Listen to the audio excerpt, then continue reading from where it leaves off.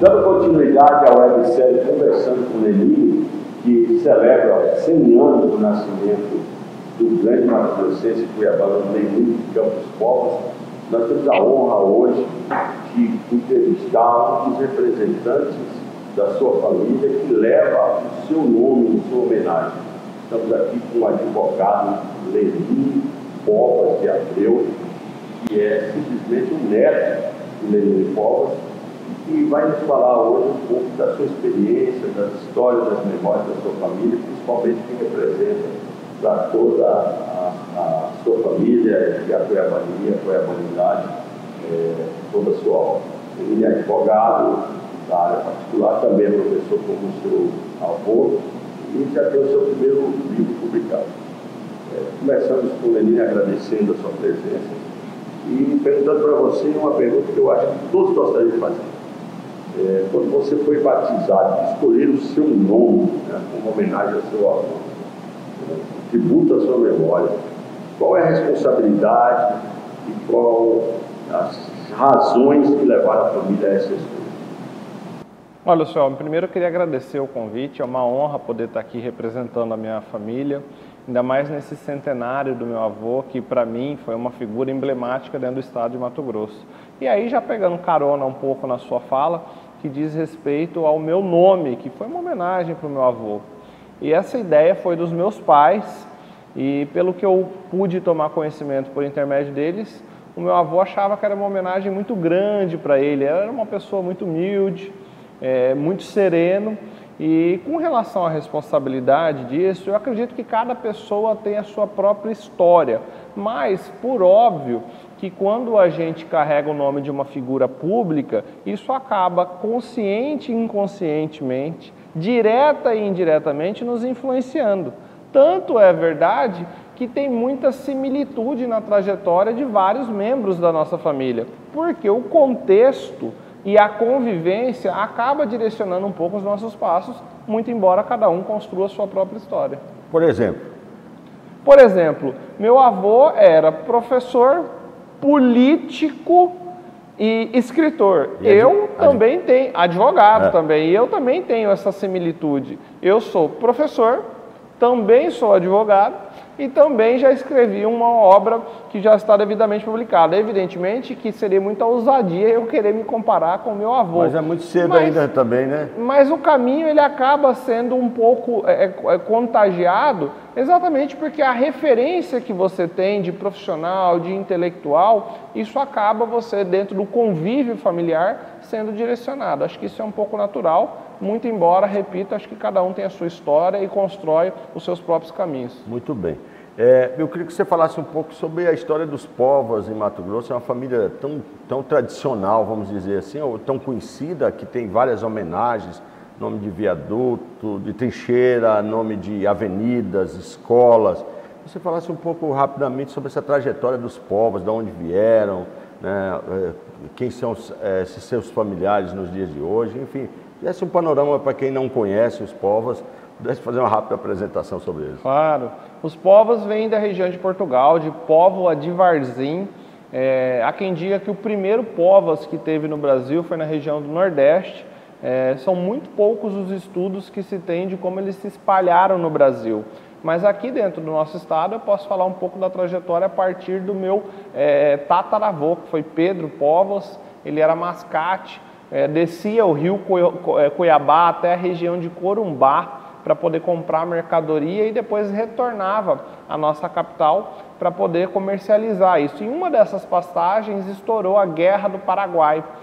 A água, como todos nós sabemos, é um grande transmissor de som. Ele ouviu alguns motores e encontrou a população brasileira em desespero em virtude da guerra que acabava de se iniciar. Ele automaticamente jogou as suas mercadorias no rio e deu ali guarida para os brasileiros. Ele entrou numa baía, acabou se escondendo, ficou 2 dias e salvou esses brasileiros. Dom Pedro ficou sabendo disso e imediatamente entrou em contato para saber o que a coroa devia a ele. Ele falou: olha, não me deve nada, aqui eu sou simplesmente um patriota e acabei fazendo um ato que nada mais era do que o razoável dentro das circunstâncias.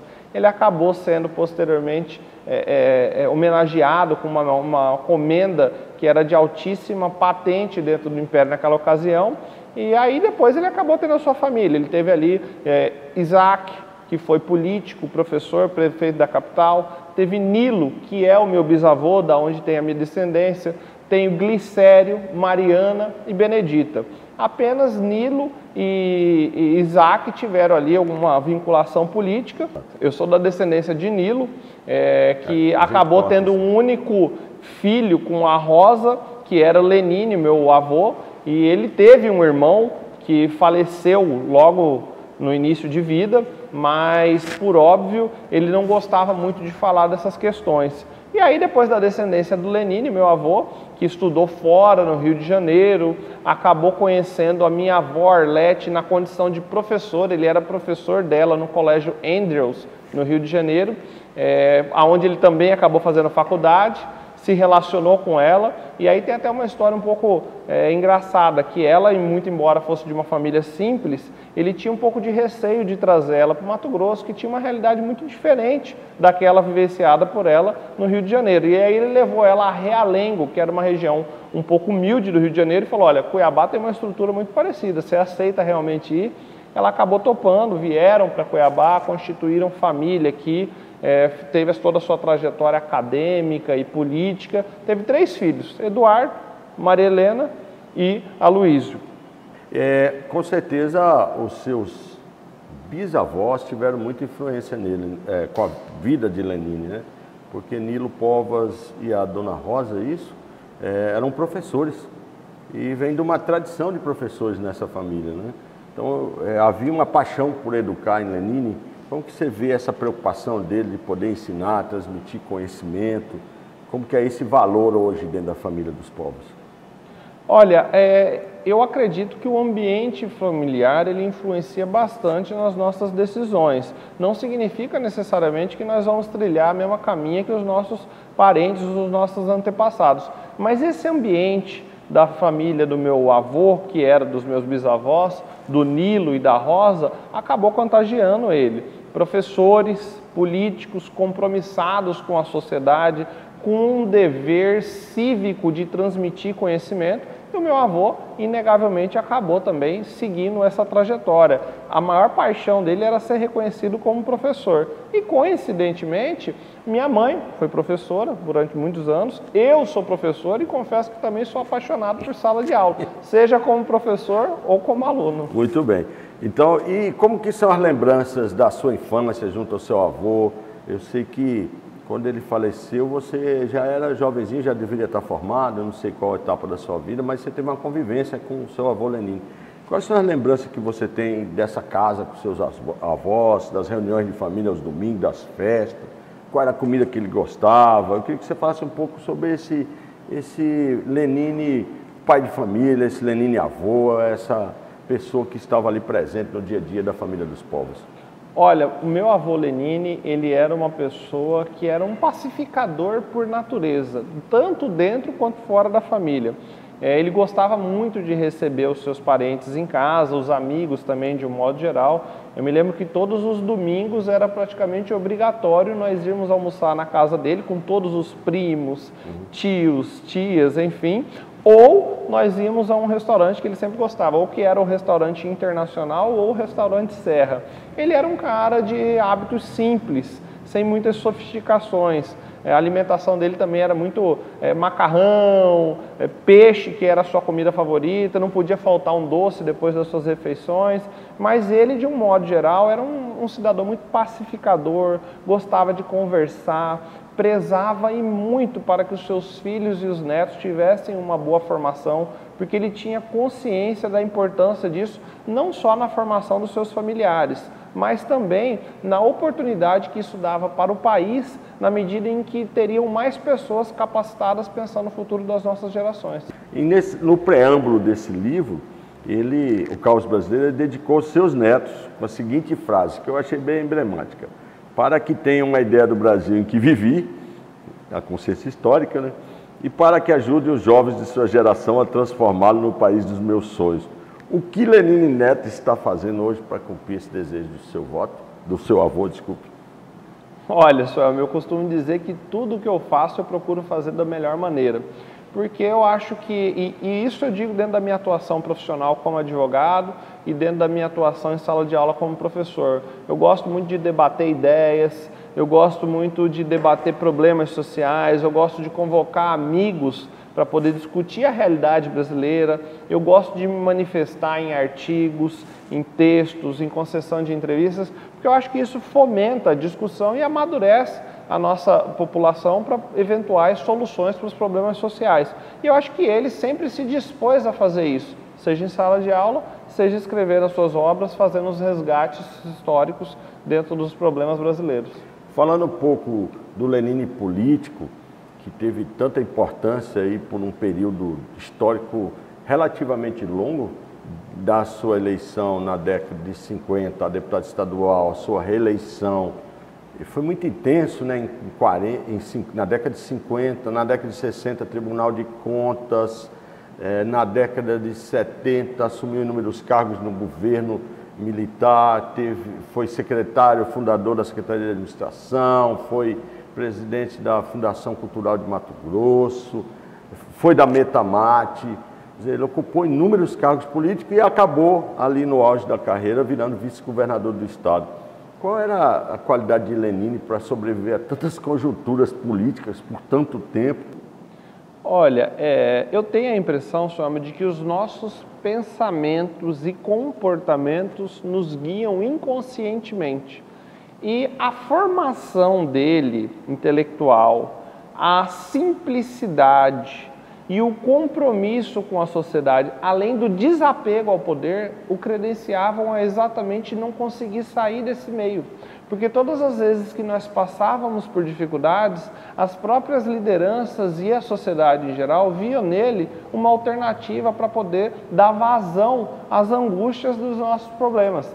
Então eu acredito que a natureza do meu avô Lenine, professor Lenine, como ele gostava de ser chamado, acabaram legitimando ele a ficar tanto tempo dentro do cenário político e com grupos antagônicos que muitas vezes coordenaram o estado de Mato Grosso, mas que todos eles gostavam de conversar, ouvir opinião, muitas vezes convidar o Lenine para participar da gestão, convidar ele para ouvir a opinião, retomar suas obras para saber quais eram os seus diagnósticos. Enfim, acho que o perfil dele como intelectual, um cara pacificador, um cara desapegado de poder e de riquezas materiais, o levaram indiretamente a essa situação. Um dos nossos entrevistados nos informou que tem uma passagem interessantíssima, que é o deputado Allan Kardec, sobre a possibilidade de Lenine virar fazendeiro.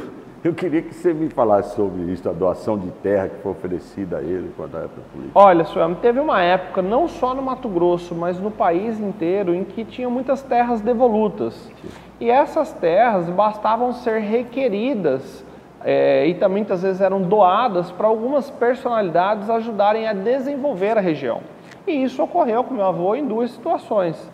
Primeiro, aqui onde é o centro político administrativo, hoje uma região muito valorizada da nossa capital, ofertaram para ele boa parte daquelas áreas e também na região de Rondonópolis, onde hoje se encontra aí a nossa terceira maior cidade que concentra boa parte da economia do nosso estado. E o que fez então meu avô? Ele falou, olha, eu não vejo nenhuma justificativa cabível para isso ser meu. Por uma razão muito simples, eu não sou um homem de finanças, eu não sou um grande agricultor, eu não sou um grande empresário, eu sou um professor que quero dar minha contribuição dentro da minha limitação de formação como professor, como político, como advogado. Então parece-me que para ele não fazia nenhum sentido a riqueza pessoal do ponto de vista material. Ele pensava de forma muito mais ampla, pensava num Mato Grosso cheio de realizações, o que é impulsionado pela economia. Então parecia fazer muito mais sentido que isso fosse designado com pessoas que tinham perfil para desenvolver essas atividades. Em 1966, vocês vão ver aí o panfleto da campanha, o material que foi divulgado, o cartaz da campanha política da época, ele se elegeu junto com o Pedro Ocean, vice-governador do estado. E tem uma passagem muitíssimo interessante que logo que assumiu, o Pedro Ocean explodiu a nível nacional alguns escândalos envolvendo o então governador Pedro Ocean na então Companhia Noroeste do Brasil, do qual ele era engenheiro-chefe. E isso repercutiu na Assembleia ao ponto de quererem cassar ou impeachmentar o mandato do Pedro Pedrocian, do qual o seu avô era vice-governador. E eu queria que você falasse um pouco desse episódio. Lenine não quis ser governador do estado. Que história que é essa? Olha, eu repito, ele era realmente desapegado de poder, sem nenhuma vaidade. Qual é o cenário lá dentro da realidade dele com o ex-governador Pedrocian? Ele foi lançado candidato a governador por alguns amigos, alguns intelectuais, algumas lideranças locais. E um belo dia, o então senador Filinto Miller, de quem ele era muito amigo, acabou indo à residência dele e disse: olha, Lenine, se você for lançado governador, corre o risco da gente perder a eleição, porque pode rachar o grupo. Vamos nos unir a um candidato da região sul, que é o Pedro Pedrocian, e aí eu queria saber se você cederia para o grupo dele a vaga de cabeça de chapa, você seria candidato a vice. Ele falou: olha, não tenho o menor problema, eu não tenho esse apego. Pelo contrário, eu não me lancei candidato, quem me lançou foram alguns amigos, intelectuais e lideranças. E assim foi feito, se elegeram. Entretanto, logo que começou a gestão, meu avô teve algumas divergências de condução do estado de Mato Grosso com o então governador e acabou se afastando dele e da própria gestão. Algum tempo depois, o próprio senador Filinto Miller comentou com ele que existia a possibilidade da Assembleia afastar o governador Pedro Pedrocian e que ele iria assumir o estado de Mato Grosso. Ele era a bola da vez. Ele era a bola da vez. Só que, naquela ocasião, tinham alguns rumores de que possivelmente ele estaria articulando esse possível impeachment do governador Pedrocian para assumir. Como costumeiramente acontece, né? Como de costume acontece dentro da nossa república. Natural na história do poder. Entretanto, ele não aceitou essa situação. Os meus tios Eduardo e Aloísio cursavam odontologia em Uberaba. E o que ele fez quando soube que tinha possibilidade de impeachment do Pedrocian? Ele escreveu uma carta para minha avó Arlete, dizendo que estava indo a Uberaba, possivelmente para auxiliar os seus filhos, alugar casa, cuidar de alguma estrutura lá para eles, e deixou previamente informado que se Pedrocian fosse cassado, ele estava automaticamente renunciando o cargo. Isso, na minha avaliação, não se deve à covardia e nem nada dessa natureza, mas era uma demonstração de que ele não estava articulando aquele projeto de derrubada do Pedrocian. Eu acho que ele ficou muito preocupado de ganhar essa pecha de alguém que estava apegado ao poder, inclusive disposto a derrubar aquele que foi democraticamente eleito. O que é bastante incomum, né, para um político, né, não desejar sentar na cadeira do Paiaguás, né? Com certeza, é o cargo de maior relevância dentro do nosso estado, na seara política, mas ele acabou, dentro da sua trajetória, da sua formação, devido ao contexto, acabou abrindo mão disso. Muito bem. Tem outra passagem importante que foi relatada por Rubens Mendonça, na passagem dele pela Assembleia como parlamentar, aliás, foi parlamentar constituinte. Diz Rubens Mendonça que ele foi responsável até pela Comissão de Execução e Elaboração da Constituição de Mato Grosso. Ele era um dos relatores pelo conhecimento que ele tinha jurídico. E dos debates que haviam, inúmeros debates dentro da Assembleia, ele foi acusado por um adversário de ter sido arregimentado, convocado pelo Exército para lutar na Segunda Guerra Mundial. E ele estava servindo ao Exército no Rio de Janeiro e que ele teria capitulado, ou ele teria desistido, ou ele teria se acovardado diante de um chamamento da pátria. O que você tem a dizer a respeito dessa acusação que aconteceu na Assembleia Legislativa em relação ao seu avô? Olha, todas as vezes que nós fazemos julgamentos históricos sem conhecer os fatos, a chance de nós cometermos equívocos é muito grande.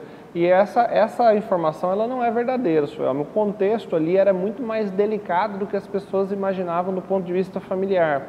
Quando meu avô Lenine serviu ao Exército, a minha bisavó estava com câncer, que era uma doença que inclusive foi o que retirou a sua vida, E o meu avô foi convidado a voltar para Cuiabá exatamente para tomar pé da situação, porque o pai dele, o Nilo, estava muito abalado, ele inclusive não tinha a menor condições de tomar decisões.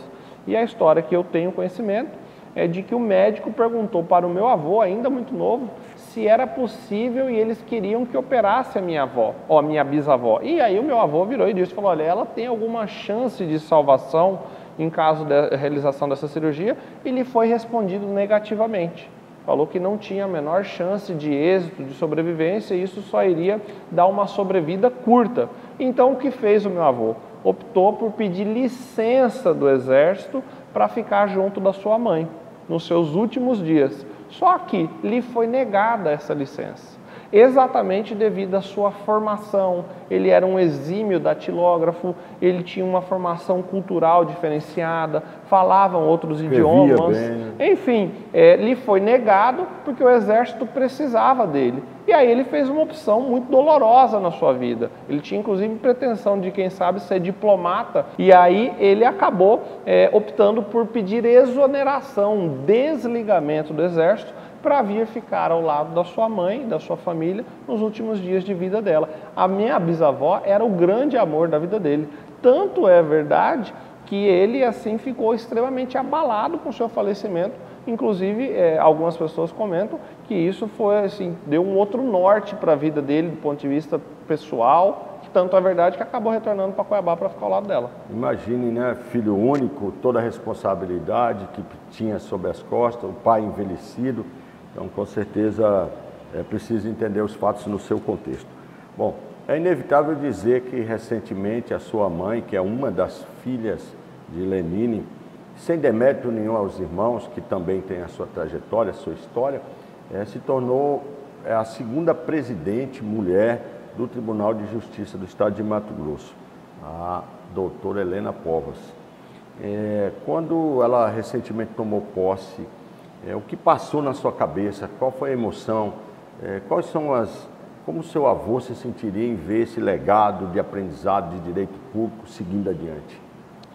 Olha, senhor, o meu avô ele não teve a oportunidade de vê-la nem tomando posse como desembargadora no Tribunal de Justiça do Estado de Mato Grosso. Mas eu diria que eu acredito que ele ficaria muito satisfeito com a ascensão profissional dela, a posição, não do ponto de vista de status, nem nada nesse sentido, mas de poder ajudar a dar uma contribuição para o nosso Estado. Mas eu acredito que ele muito dificilmente falaria algo, porque ele era reservado, era despido de vaidade, vivia longe da penumbra do ego e era uma pessoa realmente muito comedida. Mas eu acredito, por óbvio, que ele ficaria absolutamente satisfeito dentro do seu íntimo. E esses princípios seguem adiante com sua mãe também? Todos. Eu acredito que o contexto familiar, nós sempre tivemos isso. A família, de um modo geral, tem hábitos simples, muito vinculados aí à cuiabania, não tem esses apegos Essas pompas. Não tem esses apegos nem do ponto de vista... Tanto é verdade que a gente até brinca nos nossos ambientes íntimos que dessas famílias tradicionais nós somos uns do que não ficamos ricos aqui no Mato Grosso. É porque nunca tivemos essa pretensão, nunca trabalhamos para isso, nunca brigamos por isso e nem do ponto de vista de espaço político. Tentamos dar as nossas contribuições dentro dos seus respectivos contextos e aqui ainda estamos em pé e a ordem para servir o nosso Estado. Muito bem, estamos entrevistando aqui o Lenine Neto, que fala um pouco do Lenine na sua família e as impressões e memórias afetivas da sua família. Para encerrar o nosso bate-papo, eu queria que você falasse um pouco como que a família está esperando esse ano, qual a expectativa de vocês, como vocês recebem esse projeto de 100 anos, como que será no dia do aniversário do seu avô, que efetivamente estará comemorando os 100 anos. Olha, Suel, a família recebeu com muita alegria esse projeto do evento cultural do centenário do meu avô. Foi uma grata satisfação, acho que é uma homenagem à biografia e aos feitos deles dentro do Estado.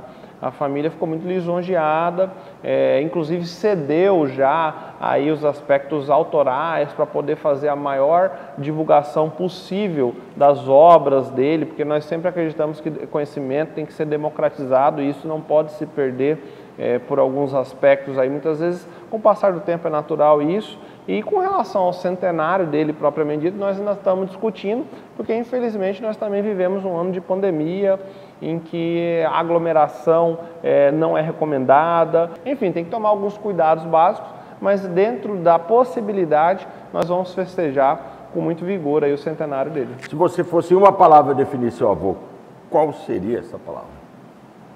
Acho que serenidade, porque serenidade ele tinha para conduzir a sua vida pública, ele tinha de enxergar os seus estudos, a importância da boa formação, o desapego das questões materiais, ele tinha serenidade de enxergar a transitoriedade da vida e não ser engolido pelas vaidades e egos que são próprios da natureza humana. Eu acho que essa palavra define muito ele. Muito bem. Para terminar, nossa tradicional saudação, viva Lenine! Viva Lenine! Muito obrigado. Eu que agradeço.